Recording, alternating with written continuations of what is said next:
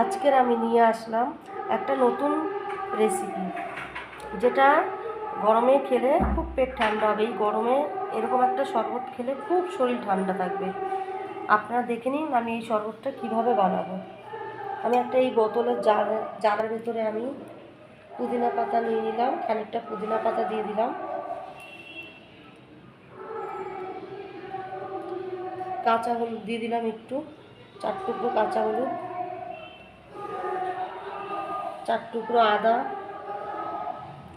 কিছুটা শসা আর একটা পাতিলেবু।